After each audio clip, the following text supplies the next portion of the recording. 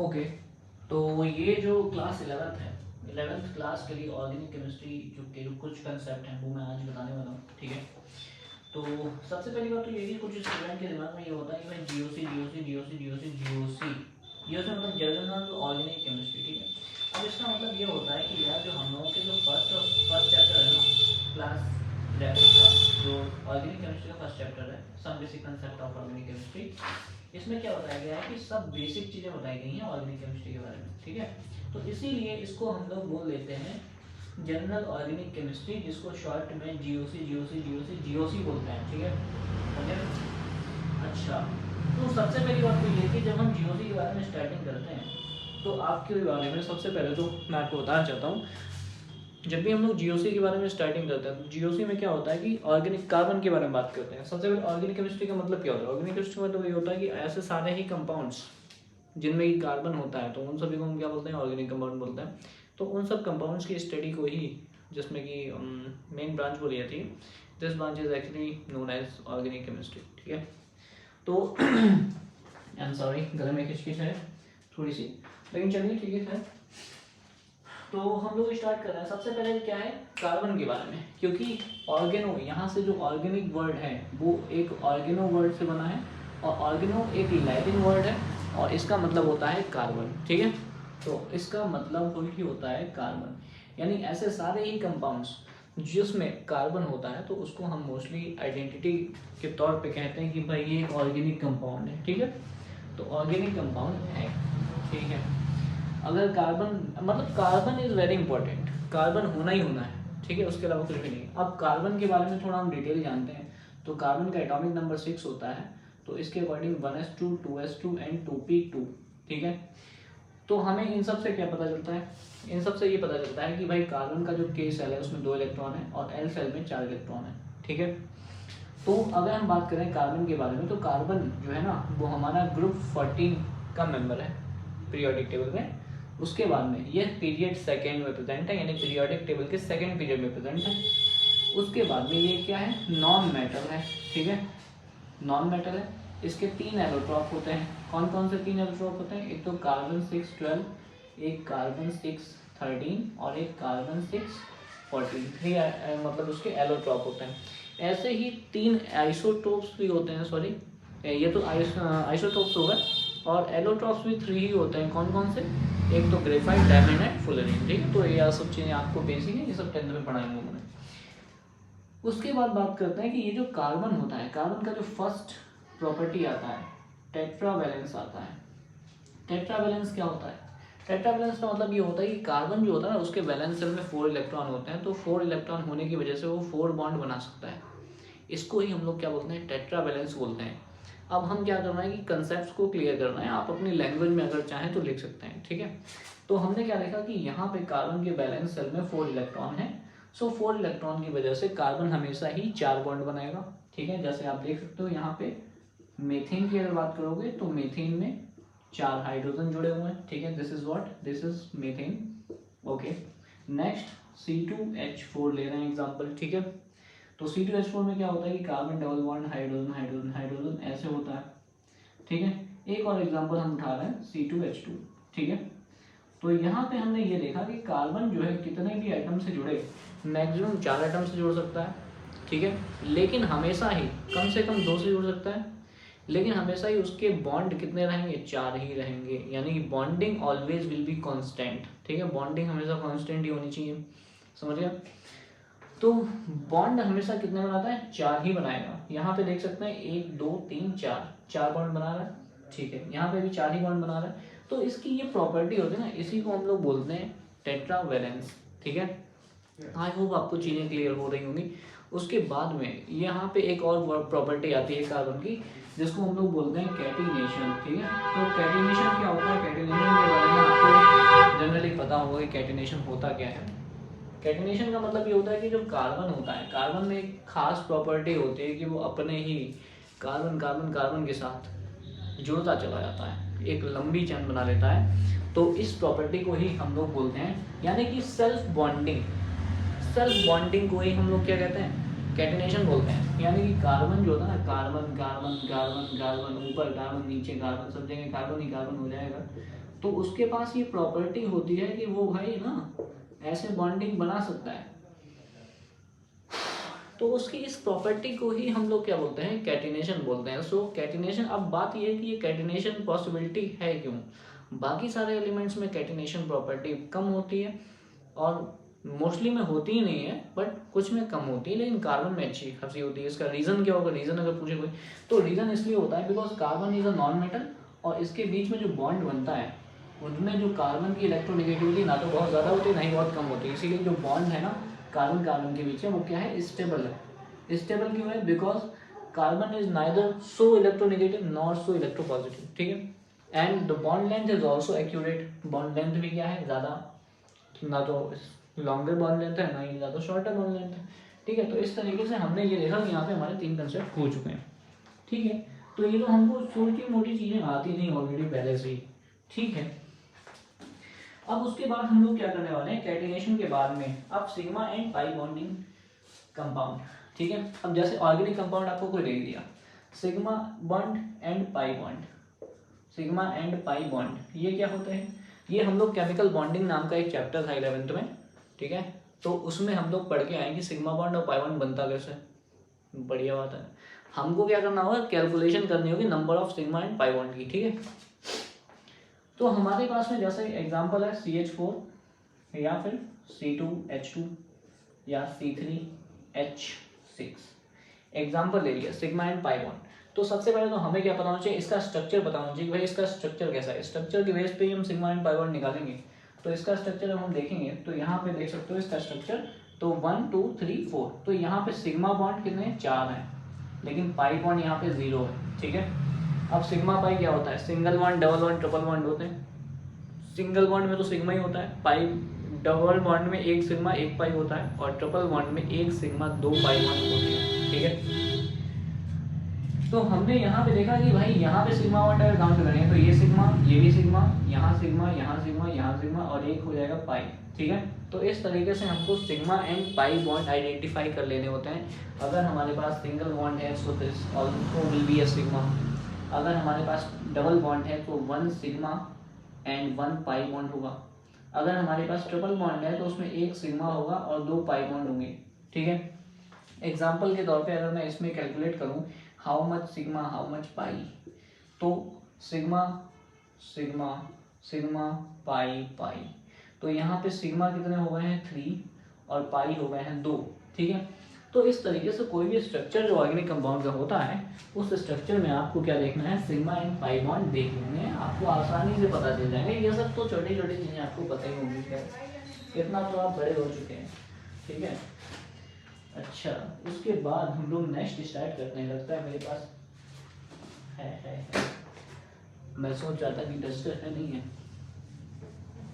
अच्छा, उसके बाद हम लोगों का जो नेक्स्ट है तो सिग्मा एंड पाई बॉन्ड की कैलकुलेशन होगी, ठीक है। उसके बाद हमको क्या करना है कि यहाँ पे representation of sigma and bond structure representation of organic compound, ठीक है। जो ऑर्गेनिक कंपाउंड होते हैं ना उनके स्ट्रक्चर्स का रिप्रेजेंटेशन, ठीक है। स्ट्रक्चर्स ऑफ ऑर्गेनिक कंपाउंड कौन कौन से स्ट्रक्चर होते हैं, जरा हम ऐसे ही हाईलाइटली देख लेते हैं। पहला तो हम लोगों का डैश स्ट्रक्चर होता है, डैश, ठीक है ना, एक डैश स्ट्रक्चर होता है। एक आपका क्या होता है, कंडेंस स्ट्रक्चर होता है, ठीक है। डैश होता है, कंडेंस होता है, कंडेंस स्ट्रक्चर, ठीक है। और एक हमारा होता है bond line structure, bond line, ठीक है। तो ऑर्गेनिक कंपाउंड्स जो होते हैं उनके स्ट्रक्चर को 3 तरीके से रिप्रेजेंट कर सकते हैं, ठीक है। एग्जाम्पल ले रहे हैं हम यहाँ पे कि CH3 CH2, सॉरी एग्जाम्पल हमने ये ले लिया है कि भाई C4H10 है, ठीक है। और दूसरा हमारे पास C4H8 है, और कोई भी और एग्जाम्पल ले लेंगे। हमें क्या करना है, इस वाले कंपाउंड का डैश स्ट्रक्चर बनाना है। डैश स्ट्रक्चर में क्या होता है कि हर एक कार्बन के बीच जो बॉन्ड होते हैं ना, हाइड्रोजन के बीच बॉन्ड को डैश से दिखाएंगे, ठीक है। सो डैश से हमने दिखा दिए और उसके बाद में इन पे हाइड्रोजन से बैलेंसिंग पूरी कर देंगे, ठीक है। तो यहाँ पे ये जो रिप्रेजेंटेशन होता है किसी भी मॉलिक्यूल का जिसमें हर एक एटम को बॉन्ड के थ्रू रिप्रेजेंट किया जाता है उसको बोलते हैं डैश स्ट्रक्चर, ठीक है। ऐसे ही डैश स्ट्रक्चर में इसका बनाएंगे, ये क्या है, ब्यूटीन है, ठीक है, ओके। तो इसका स्ट्रक्चर बनाने के लिए एक डबल बॉन्ड बनाना जरूरी है, उसके बाद में हमें इसकी वैलेंसी पूरी कर देनी है, ओके। तो ऐसे हमें क्या करना होता है, डैश स्ट्रक्चर बनाने होते हैं। तो डैश स्ट्रक्चर की खास बात यह है कि उसमें हर एक एटम के बीच के बॉन्ड को दिखाया जाता है, ठीक है। उसके बाद में आते हैं कंडेंस स्ट्रक्चर। कंडेंस स्ट्रक्चर में क्या होता है कि हम हर एक एटम को तो रिप्रेजेंट कर, हर एक कार्बन को रिप्रेजेंट करते हैं और उनके जो हाइड्रोजन होते हैं उनको एक ग्रुप में लिख लेते हैं, ठीक है। यानी कि हर एक कार्बन, जैसे C4H10 है, कार्बन तो हम दिखाएंगे 4, ठीक है, लेकिन उनके जो हाइड्रोजन है ना उनको अलग अलग नहीं दिखाएंगे, उनको हम एक ग्रुप में लिख लेंगे, ठीक है। जैसे इसी का अगर मैं इसी स्ट्रक्चर का मैं कंडेंस स्ट्रक्चर बनाऊं तो क्या लिखूंगा, तो मैं इसको ये लिख सकता हूँ CH2। एक और इम्पॉर्टेंट पॉइंट कि डबल बॉन्ड को आपको दिखाना ही पड़ेगा, ठीक है, ओके। उसके बाद में CH2 है और फिर CH3 है, ठीक है। तो हमने इस स्ट्रक्चर को जब ऐसे रिप्रेजेंट कर दिया कि हर एक कार्बन को दिखा रहे हैं लेकिन हाइड्रोजन को हमने एक ग्रुप में लिखा है, तो ये जो स्ट्रक्चर का रिप्रेजेंटेशन होता है इसको कंडेंस स्ट्रक्चर बोलते हैं, ठीक है। ऐसे ही इसका अगर मैं कंडेंस स्ट्रक्चर बनाऊं तो इस वाले कार्बन पे 3 हाइड्रोजन है, दूसरे वाले पे फिर CH2 हुए, फिर ये CH2 हो जाएगा और फिर इधर CH3, ठीक है। तो इस टाइप का जो रिप्रेजेंटेशन होता है किसी भी कंपाउंड का उसको हम लोग बोलते हैं कंडेंस स्ट्रक्चर, ठीक है।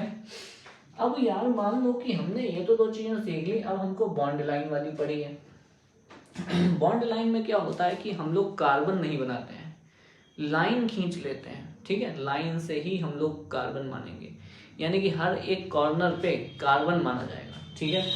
तो हमको मान लो कि C4 ये वाला है, इसका हमें बॉन्ड लाइन बनाना है, तो 1 2 3 4 कॉर्नर बनाने पड़ेंगे। तो हम क्या करेंगे, यहाँ से स्टार्ट करेंगे 1 2 3 4, ठीक है। अब जितने कॉर्नर होते हैं उतने ही कार्बन माने जाएंगे, ठीक है। तो ये क्या है, कॉर्नर कितने हो गए 4, 1 2 3 4, ठीक है। यहाँ पे जो टर्मिनल होता है यहाँ पे CH3 ग्रुप होता है एक तरीके से पूरा, और ये वाला जो है CH2 होता है, ठीक है। क्योंकि हमको यहाँ बनाने नहीं है, हम ऐसे ही बनाएंगे, क्योंकि बॉन्ड लाइन का मतलब ये होता है कि बॉन्ड लाइन मतलब कि बॉन्ड लाइन स्ट्रक्चर बॉन्ड की फॉर्म में दिखाए जाएंगे स्ट्रक्चर्स, ठीक है।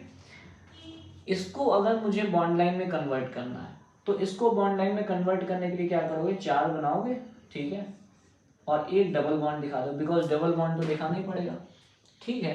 तो ऐसे ही हम कई सारे एग्जांपल्स ले रहे हैं और उनको हम लोग देख रहे हैं कि बॉन्ड लाइन और उनके कंडेंस कैसे बनेंगे, ठीक है। हम कुछ एग्जांपल ले रहे हैं, जैसे कि हमारे पास CH3 CH2 sorry it's CH2 और OH है, ठीक है। उसके बाद में हमारे पास CH3 CH2 CHO है। ये हम जो स्ट्रक्चर बना रहे हैं ये कौन से स्ट्रक्चर हैं, आप लोग कमेंट करके बताइएगा कि मैंने ये वाले जो स्ट्रक्चर बनाए हैं ये कौन से टाइप वाले स्ट्रक्चर बनाए। डैश स्ट्रक्चर है, बॉन्ड लाइन है, कंडेंस है, किसके हैं। अब हम इनके ना बॉन्ड लाइन ड्रॉ करेंगे, ठीक है।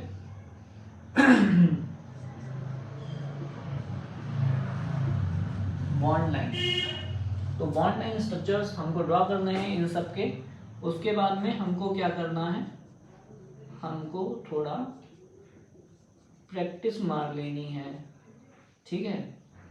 और यहाँ पे हमको क्या करना है, थोड़ा CH, okay. I am sorry, गले में खराश हो गई थोड़ी। एक मिनट, माइक कहाँ है, बंद कैसे होगा।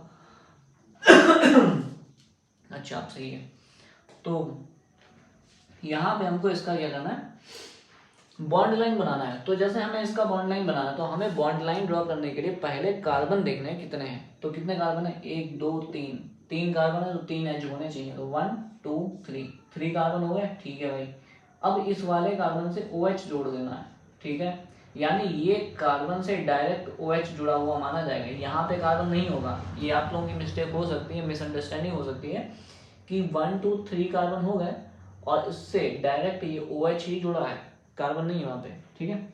ऐसे ही आपको क्या करना है, 1 2 3 अब देखो ये जो है ना, ये एल्डिहाइड होते हैं, तो एल्डिहाइड के केस में तुम ऐसे भी बना सकते हो, 1 ये हो गया, 2 ये हो गया, और 3 हमारा CHO, ऐसे भी बना सकते हो, अच्छी बात है, क्योंकि 3 कार्बन हो जाएंगे टोटल, 1 2 और ये 3, ठीक है। अगर ऐसे ना बनाओ तो फिर ऐसे भी बना सकते हो, 1 2 3 डबल बॉन्ड O और H, ठीक है। बिकॉज जो हमारा CHO ग्रुप होता है उसको हम लोग ऐसे बना सकते हैं, C डबल बॉन्ड O और H, ठीक है। तो ये हमारा बॉन्ड लाइन और डैश स्ट्रक्चर हो गया, ठीक है, बॉन्ड लाइन स्ट्रक्चर ऑफ फलाने का, ठीक है। अब हमें इनका बनाना है बॉन्ड लाइन स्ट्रक्चर, ठीक है। तो 1 2 3, तो 1 2 3 में क्या होगा, 3 होंगे भाई, ठीक है, 1 2 एंड 3। अब ये डबल बॉन्ड में जो दिखाना पड़ेगा, तो यहाँ पे डबल बॉन्ड दिखा दो, ठीक है। So this is the bond line structure of acetone और प्रोपेनोन, ठीक है। आई होप आपको समझ में आ रहा होगा, दिख भी रहा होगा, आई होप, अच्छी बात है, दिख रहा है तो अच्छा। फोकस नहीं था यार कैमरा, ये तो गलत बात है। अच्छा अब हो गया है, ओके। तो ये आपको आई होप समझ में आया होगा, इस तरीके से आप प्रैक्टिस मार लोगे थोड़ी बहुत अपने आप बाई सेल्फ, ठीक है। अब मैं क्या कर रहा हूँ, थोड़ा सा और कुछ देखते हैं। तो यहाँ पे हमको क्या करना है, देखो ऑलरेडी हमारे पास में जो IUPAC है उसके पड़े हुए हैं बहुत सारे इधर उधर, ठीक है। IUPAC तो आप कर ही सकते हो बाई सेल्फ से कुछ नहीं हो सकता हमसे। बॉन्ड लाइन स्ट्रक्चर हो गए, क्लासिफिकेशन ऑफ ऑर्गेनिक कंपाउंड, ठीक है। ऑर्गेनिक कंपाउंड का क्लासिफिकेशन आप सब लोग जानते ही हैं, छोटा मोटा बच्चों वाला काम है, तो वो मैं किसी और सेपरेट वीडियो में 2-3 मिनट की वीडियो में बना दूंगा कि ऑर्गेनिक कंपाउंड क्लासिफिकेशन कैसे करना है, ठीक है। अब हम लोग थोड़ा पढ़ लेते हैं IUPAC, ठीक है, और 10 मिनट के अंदर IUPAC बतानी है मुझे, ठीक, समझ गया ना, बहुत बढ़िया। अब IUPAC में सबसे पहला काम तो ये करना है कि तुम्हें फंक्शनल ग्रुप जो होता है ना उनका प्रायोरिटी ऑर्डर याद कर लेना है। यस, आपको प्रायोरिटी ऑर्डर याद कर लेना है फंक्शनल ग्रुप का, because this is very important. If you don't know the priority order of the functional group then you can't even solve a single IUPAC name of compound. एक वाला तो solve कर लोगे लेकिन बहुत वाला नहीं सॉल्व कर पाओगे। IUPAC, ठीक है। IUPAC के कुछ रूल हैं जिनको मैं 4-5 लाइनों में समेट सकता हूँ, ठीक है, बस उन्हीं पे पूरा चलना है, ठीक है। सबसे पहले तो IUPAC ये कहती है कि भाई लॉन्गेस्ट कार्बन चेन, ठीक है, लॉन्गेस्ट कार्बन चेन सेलेक्ट करनी है, ठीक है।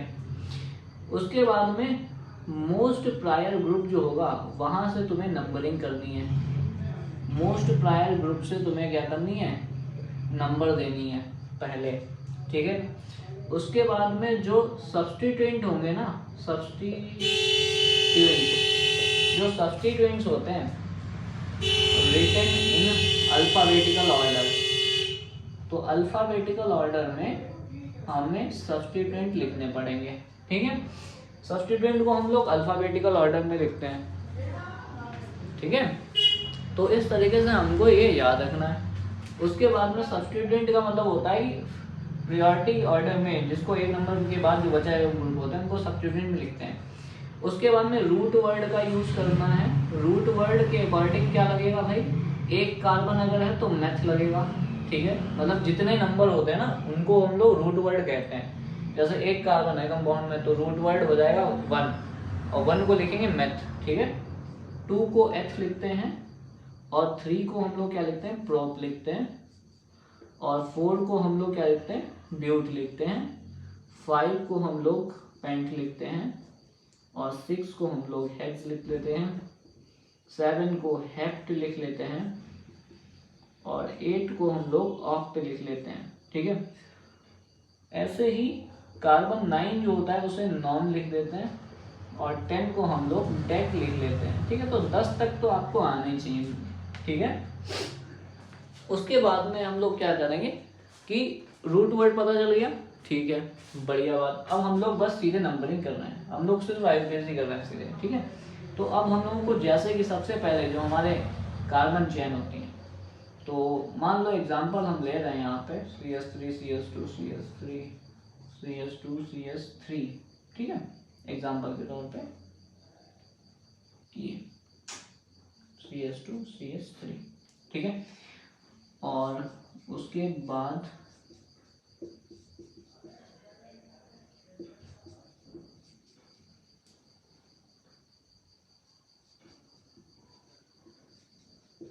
थोड़े लॉजिक मैं बता दूंगा आपको, ठीक है।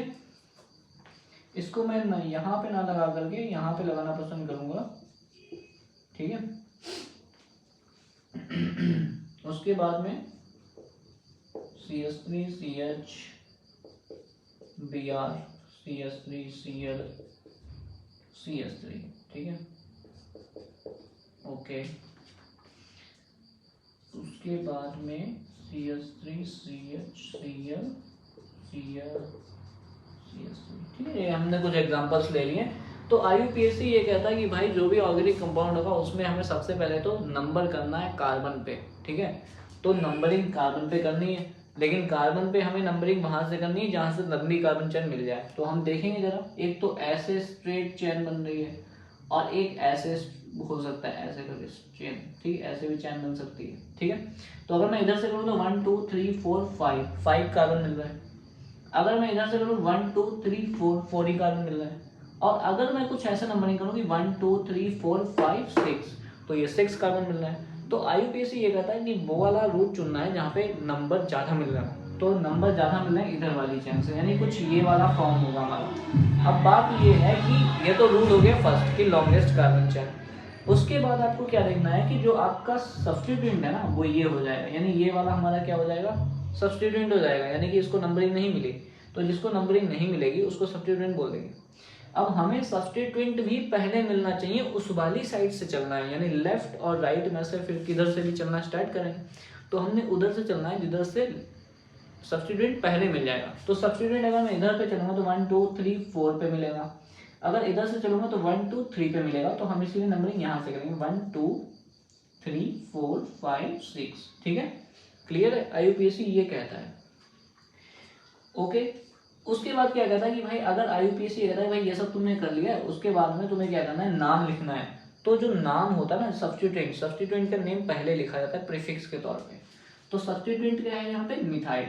तो ये क्या हो जाएगा 2 मिथाइल, ठीक है, 2 मिथाइल। और आगे टोटल कितने हैं, हेक्स। 6 कार्बन के लिए रूट वर्ड क्या लगेगा, हेक्स। अब क्योंकि सभी में सिंगल बॉन्ड है तो एन लग जाएगा, क्योंकि यहाँ पे कोई भी फंक्शनल ग्रुप प्रेजेंट नहीं है, ठीक है। इसके बाद में हम देखेंगे कि भाई हमें फंक्शनल ग्रुप यहाँ पे हेलोजन यानी क्लोरीन है। तो यहाँ पे आपको क्या करना है, या तो इधर से जाओ या इधर से जाओ, कहीं से भी जाओगे तो नंबर 2 पे ही मिलेगा। तो 1 2 3 4, ठीक है। अब ये जो हेलोजन्स होते हैं इनको हम लोग प्रीफिक्स में लिखते हैं, ठीक है। तो इसको हम लोग लिखेंगे 2 and 3, इनको क्या करेंगे। अब उसके बाद में जो सब्स्टिट्यूएंट होते हैं उनकी पोजीशन भी दिखानी पड़ती है नंबर के साथ, यानी मिथाइल लगा है कितने कार्बन पे, 2 कार्बन पे। सो ऐसे ही क्लोरीन और 2 क्लोरीन लगे हैं कितने कार्बन पे, 2 और 3 पे, इसीलिए 2, 3 डाइक्लोरो, ठीक है, डाइक्लोरो ब्यूटेन, ठीक है। तो इस तरीके से ये हमारा क्या हो गया, IUPAC हो गया। उसके बाद में यहाँ पे अगर हम बात करेंगे, ये भी हेलोजन है ये भी हेलोजन है। जब दोनों ही हेलोजन होते हैं तो हमें सबसे पहले तो देखना है 1 2 3 4, 1 2 3 4, दोनों साइड से कार्बन हमें 4 ही मिल रहा है। अब आपको क्या करना है कि जो नंबरिंग है उधर से कर लेनी है जिधर से आपको अल्फाबेटिकल वाला हेलोजन पहले मिल जाए, ठीक है। तो अल्फाबेटिकल वाला हेलोजन पहले इधर से मिलेगा 1 2 3 एंड देन 4, ठीक है। तो हमको क्या लिखना है, अब नेमिंग जो होती है जब एक से ज्यादा टाइप के सब्स्टिट्यूएंट लग जाते हैं तो फिर जो नाम होता है ना IUPAC वो अल्फाबेटिकल ऑर्डर में लिखा जाता है, ठीक है। सो अल्फाबेटिकल ऑर्डर में ब्रोमो पहले आएगा तो 2 ब्रोमो, ठीक है, 2 ब्रोमो। उसके बाद में 3 क्लोरो, ठीक है, और फिर क्या लिखेंगे, ब्यूटेन, ठीक है। तो ये हमारा IUPAC दिन हो जाएगा। इसमें अगर बात करोगे तो 1 2 3 4 5 6, 1 2 3 4 5, यानी 6 नंबर की कार्बन चेन लॉन्गेस्ट है। अब बात यह है कि या तो लेफ्ट से या राइट से। तो लेफ्ट राइट वाला सिस्टम के लिए क्या करोगे, देखेंगे सब्स्टिट्यूएंट पहले किधर मिलेगा, 1 2 3 पे मिलेगा, 1 2 पे मिलेगा। तो यही रास्ता सही है। IUPAC कहता है कि जहाँ से हमें पहले मिले वहां पे जाओ यार, ठीक है। तो हमको क्या करना है, 2 पे है और 4 पे है, तो 2, 4 डाइमिथाइल, ठीक है। और क्या हो जाएगा, हेक्सेन। ये सब IUPAC आपको आती होगी आपको, ठीक है। उसके बाद में हमको क्या करना है, थोड़े और एग्जाम्पल टफेस्ट की तरफ बढ़ना है धीरे धीरे, ठीक है। अब हमको क्या करना है कि कई सारे फंक्शनल ग्रुप लगा लेंगे। फंक्शनल ग्रुप की बात करेंगे अब हम। फंक्शनल ग्रुप जो होता है, मान लो कि हमारे पास कोई अल्कोहल है, ठीक है,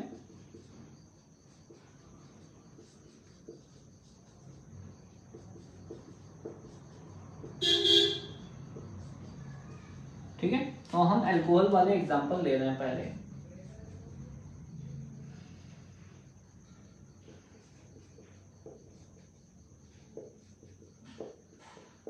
आप लोग क्या करना कि जो प्रायोरिटी ऑर्डर है उसको रट्टा मान लेना, ठीक है। प्रायोरिटी ऑर्डर फंक्शनल ग्रुप का जो शॉर्ट ट्रिक है वो पड़ा हुआ है, कार से एनिसिस्टेसिकल बोली है ना, तो इस तरीके से आप याद कर लेना उसको। तो यहाँ पे देखो फंक्शनल ग्रुप क्या है, OH, तो इसका मतलब यह है कि जो फंक्शनल ग्रुप होता है उसका सफिक्स लगेगा। अब जो एल्कोहल होते हैं उनके लिए सफिक्स ऑल जोड़ देते हैं। अब सफिक्स क्या होता है, सफिक्स का मतलब होता है कि जो लास्ट में जोड़ा जाए। सफिक्स की वजह से ही हमें किसी कंपाउंड का पता चलता है कि भाई इसका नाम क्या है, ये कौन सा कंपाउंड है, अल्कोहल, फिनॉल, ईथर है, क्या है, ठीक है। तो ये हमारा जो है ना ऑल है, तो ऑल लगेगा इसमें। अब ऑल इधर से नंबरिंग करेंगे, इधर से, तो इधर से नंबरिंग करेंगे तो इधर से फंक्शनल ग्रुप पहले मिल जाएगा, तो 1 2 3 4, तो ये क्या हो जाएगा, ब्यूट इन। अब क्योंकि फंक्शनल ग्रुप है, कोई सब्स्टिट्यूएंट यहाँ पे है नहीं, तो ब्यूटेनॉल, ब्यूटेन 2 ऑल हो जाएगा, क्योंकि जो ऑल लगा है वो 2 पे लगा है, ठीक है। उसके बाद में अब यहाँ पे अगर नंबरिंग करेंगे तो यहाँ पे देखो दोनों ही फंक्शनल ग्रुप OH ही हैं, तो प्रायोरिटी OH की ही होगी पहली बात तो। अब इधर से नंबरिंग करोगे तब भी बात वही है, उधर से करोगे तब भी बात वही है। तो यहाँ पे क्या हो जाएगा, सब्स्टिट्यूएंट कोई भी नहीं है तो ब्यूटेन लिखेंगे, और 2 और 4 पे 2,3, ठीक है, 2,3 डाई ऑल, क्यों, क्योंकि 2 ऑल है यहाँ पे, ठीक है। इसमें अगर बात करोगे तो 2 सब फंक्शन ग्रुप हैं, लेकिन जो मोस्ट प्रायर फंक्शन ग्रुप है वो है हमारा OH, तो इसीलिए हमें नंबरिंग उधर से करनी है जिधर उसे OH पहले मिलेगा, ना कि Cl पहले से मिलेगा, ठीक है। तो 1 2 3 4 5, इसका मतलब सफिक्स इसका जुड़ेगा, OH का जुड़ेगा, ठीक है। तो हमको क्या लिखना है, ये हो जाएगा हमारा सब्स्टिट्यूएंट, है ना। सब्स्टिट्यूएंट को पहले लिखते हैं, तो सब्स्टिट्यूएंट कितने पे, 4 पे, तो 4 क्लोरो पेंटेन 2 ऑल, ठीक है। तो ये हमारा क्या हो जाएगा, IUPAC में हो जाएगा 4 क्लोरो पेंटेन 2 ऑल, ठीक है। ऐसे ही आपको क्या करना है कि कोई दूसरा हम ग्रुप ले लेते हैं, जैसे कि CH3 CH2 CHO, ये हमारा एल्डिहाइड है, या फिर हमारा कुछ ये है CH3 CH2 CH2 CHO, ठीक है। सबसे पहली बात तो ये है कि जिसमें भी कार्बन होता है, ऐसे सारे फंक्शनल ग्रुप जिसमें कार्बन होता है उसका कार्बन भी IUPAC में काउंट कर लेंगे, ठीक है। तो इसका अगर नंबरिंग करोगे तो 1 2 3, ठीक है, 1 2 3 4, ठीक है। इसका नेम क्या हो जाएगा, प्रोपेनल। इसका क्या हो जाएगा, ब्यूटेन। अब लेकिन क्योंकि 2 है तो 1,4 डाई अल लगेगा, ठीक है। तो ब्यूटेन 1,4 डाई अल। ऐसे कीटोन जो होते हैं, कीटोन में क्या करते हैं, कीटोन की अगर बात करोगे तो कीटोन में ओन लगता है सफिक्स, ठीक है। अब मैं आपको यहाँ पे एक, ठीक है, इसकी अगर बात करोगे तो 1 2 3 कीटोन ग्रुप क्या होता है, जबकि कार्बोनिल ग्रुप 2 कार्बन के बीच में बैठा होता है, ठीक है। तो इसको हम लोग क्या बोलेंगे, प्रोपेन 2 ऑन, ठीक है, प्रोपेन 2 ऑन, ठीक है। इसको क्या बोलेंगे, इसका जो नॉर्मल नेम होता है वो होता है एसिटोफिनोन, और इसका IUPAC नेम हो जाएगा यहाँ से, फंक्शनल ग्रुप है ये, तो 1 and 2, ठीक है। तो ये जो बेंजीन रिंग सब्स्टिट्यूएंट होती है इसको फिनाइल बोलते हैं, तो ये हो जाएगा 1 फिनाइल एथेनोन, ठीक है, ओके। उसके बाद में हमको क्या करना है कि ये सारे जो फंक्शनल ग्रुप हैं, उसके बाद में अल्कोहल हो गया, ठीक है, फंक्शनल ग्रुप अल्कोहल के बाद हमारा जो और फंक्शनल ग्रुप है जैसे कार्बोक्सिलिक एसिड, ठीक है। कार्बोक्सिलिक एसिड अगर है तो कार्बोक्सिलिक एसिड में क्या लगता है, ओइक एसिड, है ना, ठीक है, बहुत बढ़िया। तो इसके बाद में हमें ज़्यादा कुछ इसमें करने की जरूरत नहीं है, ठीक है। इसका एक एग्जांपल आप याद रखेंगे, बहुत इम्पोर्टेंट, अगर कभी ऐसी स्थिति आती है, ऐसा संकट आपके सामने आ जाए कभी, तो आपको क्या करना पड़ेगा, यहाँ से 1 2 3 करोगे तो इसका नेम क्या हो जाएगा, प्रोपेनोइक एसिड, है ना, प्रोपेनोइक एसिड। इसका क्या हो जाएगा, एथेनोइक एसिड। एथेनोइक एसिड का आप लोग हमें बताएंगे कॉमन नेम क्या होता है। उसके बाद ये देखो यहाँ पे 3 कार्बोक्सिलिक ग्रुप जुड़े हुए हैं। अगर मैं यहाँ से नंबरिंग करता हूँ तो 1 2 3 4 5 एक छूट जाएगा। ऐसी कभी भी कंडीशन आती है कि एक ही जैसे सारे ग्रुप लगे हैं, 2 को नंबरिंग मिल रही है, 1 को नहीं मिल रही, तो फिर हम तीनों को नंबरिंग नहीं देंगे, सिर्फ कार्बन चेन से ही नंबरिंग करेंगे। ठीक है, तो इसका नेम क्या हो जाएगा, प्रोपेन, क्योंकि 3 ही कार्बन पे नंबरिंग हुई है।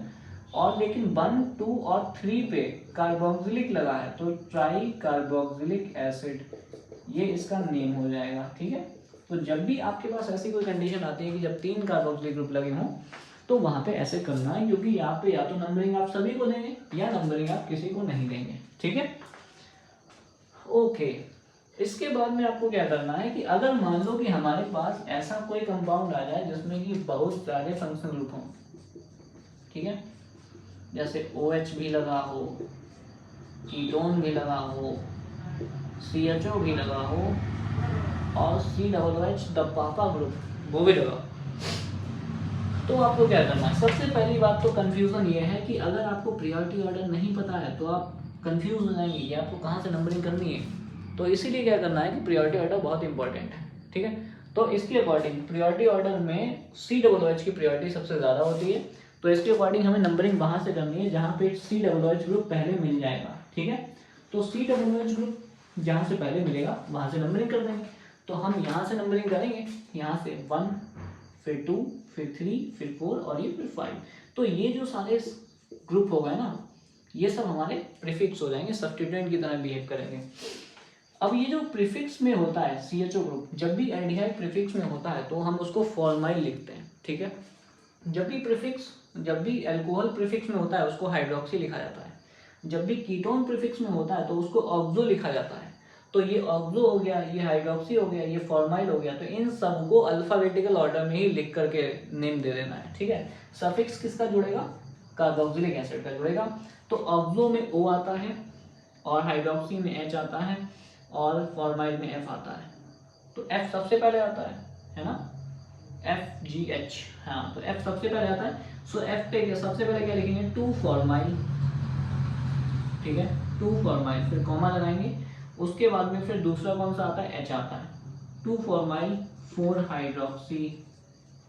ठीक है, उसके बाद में 3 ऑक्सो।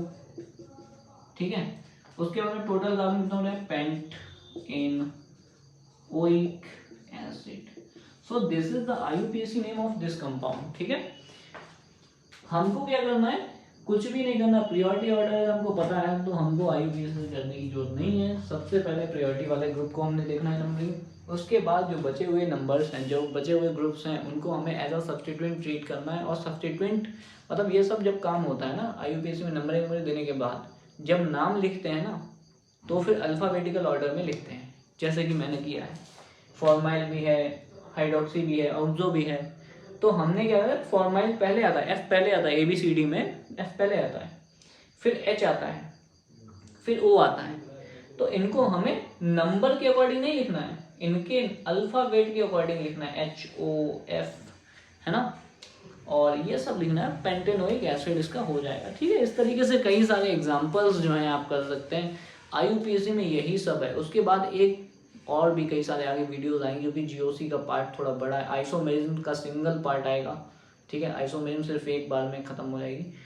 उसके बाद में आइसोमेरिज्म के कुछ पार्ट पड़े हुए होंगे, आप जाकर ग्रुप पे चेक कर सकते हैं। ठीक है, और तब तक के लिए टाटा bye bye, thank you so much for watching.